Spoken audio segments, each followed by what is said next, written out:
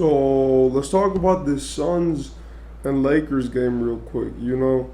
This Suns and Lakers game happened yesterday, and it was a game which based itself upon LeBron James and Kevin Durant finally playing each other again. If you guys don't know, those are the two of the premier guys in the NBA, and they haven't really played each other since 2018. This is because of a number of injuries, inconveniences, hiccups, or just team resting.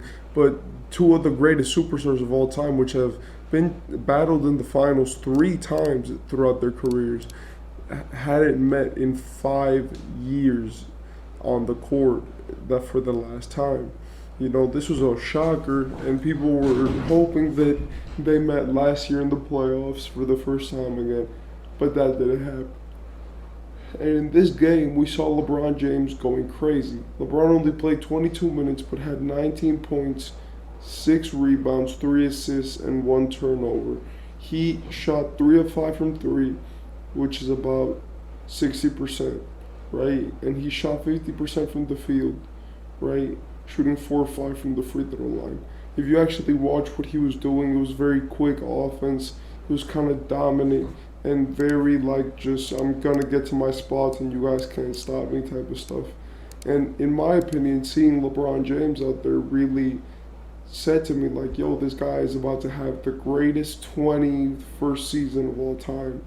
Because if he still looks like that and he's actually shooting, come on, how are you gonna stop Bron? Austin Reeves also played great, hitting a number of really hard shots, shooting 75% from 3 and shooting 50% from the field. 14 points, 2 steals, 3 assists, 4 rebounds, 2 blocks, and 2 turnovers. An amazing stat line, all around great. For the Suns, you had obviously their starting lineup, but something funny enough, I think that the coach of the Suns, Frank Vogel, wanted to put Kevin Durant in. It's obvious that sometimes your stars are not going to rest and you're maybe only going to put one star out there. But he only put Kevin Durant out there. He didn't put Bradley Beal or Devin Booker, which shows me that he probably wanted this more for the fans, for the league. It's important for the league to have superstars against one another. And KD, the fact that he played 17 minutes, gave 21 points on almost 70% from 3 and more than 60% from the field. No, and 55% from the field. He was amazing, getting 4 rebounds and 2 assists. And in my opinion, when we see both of these teams fight, we see the dominance of the West. Now look, in my opinion, I believe that the East and the West are just as good as each other. I just believe that the West has some teams which in between their own conferences, right, can win a playoff series or two. But in my opinion, the East and the West have the same amount of real championship contenders. I think, the East's best, the top 2 especially of Milwaukee and Boston could really win a championship, right? And Miami could too. And those are teams which have made the finals, which have proven their worth, and which have actually, showed that they're great teams. But in the West, it's that same thing. It's the Nuggets, right? It's the Suns, right? And it's the Warriors. The Clippers haven't shown that they can be healthy for a season. The Mavericks look like they can't even make a preseason run, even with Luke and Kyrie playing. And in general, it just looks like those 3 teams are the only teams which are actually competing for the championship, right? The Grizzlies, they don't have John Morant for a portion of the season. And let's face it, they're way too young to win, especially with how Ja's been acting, that reckless behavior. The fact that they lost one of their best defenders in Dylan Brooks. It's just been tough in Memphis. They're going to be good because they still have that core of Desmond Bane, John Morant, Jaren Jackson, and Steven Adams, which is a backcourt and a front court, which are insane. But when we look at that team, we go are they really, a contender? But digressing, and that's why I feel like the West is so interesting. Because in my opinion, what's exciting about the West is not necessarily who's going to win, because only one team is going to win from the West. It's how easily a team can steal a series from another team. And we saw this last year, The Lakers, a seventh seed team, they were really good and they went with the Nuggets to the conference finals. But when we looked at the Lakers last year, right, they beat the Golden State Warriors, the champions of the last season, and they beat them in 6 games pretty convincingly. And they were a seventh seeded team, which was in the play-in, right? So the fact that a team in the play-in tournament could actually come up to the playoffs and make a deep postseason run like that is scary, especially scary for the other teams in that conference. I believe that, this game represented a lot. And something that I want to point out, which I just really, it caught my eye, is that how deep is Phoenix's bench? Like, I know that we talk about this a lot, but there was a point of the game where Los Angeles put their bench and Phoenix did too. And both of them really, stood out because Phoenix's bench is amazing, right? Like, you have guys like Yuta Watanabe who could stretch the floor, Keita Bates-Diop make his own shot, Nazir Little, who can always score, Savon Lee, which had 17 points this game. And you had all the guys on the bench at least get 1 point except Azubuike.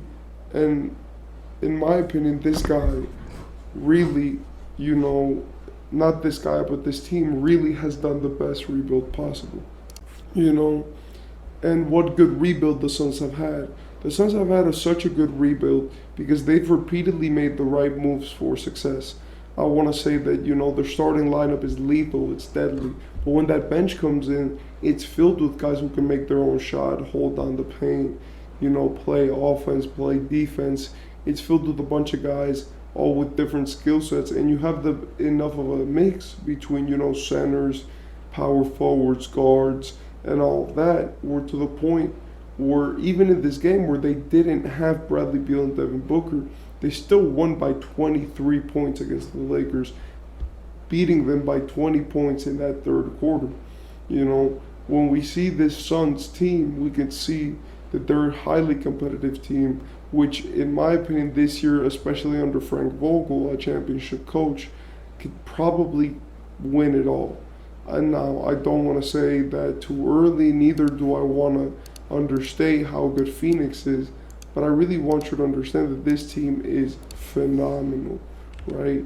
Like, they're good on the court, they can play offense, they can play defense, they really play a pace and a tempo which is favorable to winning, and they have enough stars to make it make sense always. The only problem with this is that in clutch situations, who do you want taking that last shot? Devin Booker's amazing, but if we're being 100% honest, right, it's going to be very hard for Kevin Durant to not take that last shot if it's happening at that moment. It's not because of Devin Booker's ability, and it's not because he's not, the main guy on the team, but it's just because he's Kevin Durant. And that's the reality of the situation. It's like the same thing with LeBron and AD, where sometimes AD might look like the better person to have the ball in that final second, but then eventually, LeBron ends up taking that shot. And I feel like this all comes down to just how, players and teams, structure themselves, where vets are really the most important guys, right? Because even if we look at a team, like the Suns, like Devin Booker's probably better fit, to really take that last shot than is someone like KD, because Devin Booker, apart from having better stamina and being younger, he's also a player who has the Suns' trust and probably at this point could also be trusted with that same exact shot that KD takes. In my opinion, this is all very interesting. I do really like to see these players and these teams being formed. And if we're being honest, I'm just excited to see this team in the playoffs when they get back there. So yeah, tell me what you think about this team, about the Suns, about the Lakers, and a shout out to the Suns for winning. I'll see you next video.